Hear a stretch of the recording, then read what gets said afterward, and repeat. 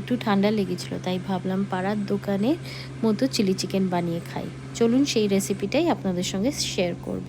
প্রথমে আমি boneless chicken থাইতে দিয়ে দিচ্ছি ডার্ক সয়া সস, তারপরে দিচ্ছি গার্লিক পেস্ট, তারপরে দিচ্ছি ginger paste, onion powder, salt, paprika বা লাল লঙ্কা গুঁড়ো, পেপারকর্ন মানে পেপার, আর তার সঙ্গে দিচ্ছি একটা ডিমের হোয়াইট।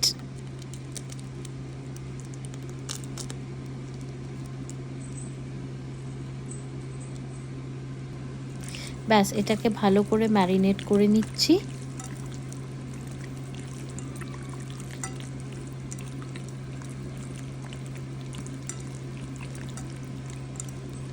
যাতে সব চিকেনগুলো কোট হয়ে যায় তার জন্য দিচ্ছি একটুখানি ময়দা, কারণ আমার কাছে আজকে কর্নফ্লাওয়ার শেষ হয়ে গেছিলো, তাই একটু ময়দা এটাতে দিয়ে ম্যারিনেট করে আবার এটাকে কিছুক্ষণের জন্য রেখে দেব।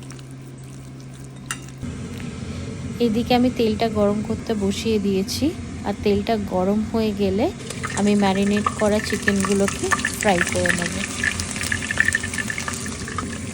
ফ্রাই করব যতক্ষণ না গোল্ডেন ব্রাউন হচ্ছে চিকেনগুলো। আর গোল্ডেন ব্রাউন হয়ে গেলে আমি তখন সেই তেলেই দিয়ে দেব চপড গার্লিক। আমি একটু বেশি করে দিলাম কারণ আমার সর্দি হয়েছে। আর এটাতে দিয়ে দেবো কিউব করে কাটা পেঁয়াজগুলো আর ক্যাপসিকামগুলো। পেঁয়াজগুলো কিন্তু বেশি ভাজা হবে না, জাস্ট ট্রান্সলুসেন্ট হবে। আর তার উপরেই আমি দিয়ে দেবো চিকেনগুলো, আর এটাকে আরেকবার টস করে নেব।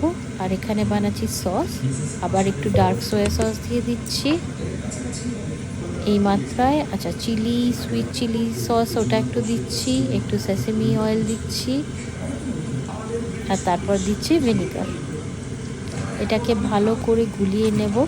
আর এতখানি হয়েছে আমার সসটা, আর এই চিকেনের উপর আমি এটা ঢেলে দিয়ে আবার কিছুক্ষণ এটাকে ফুটাবো। আর তার সঙ্গে এটা হয়ে গেলে সার্ভ করুন দেশি চাইনিজ ফ্রাইড রাইস।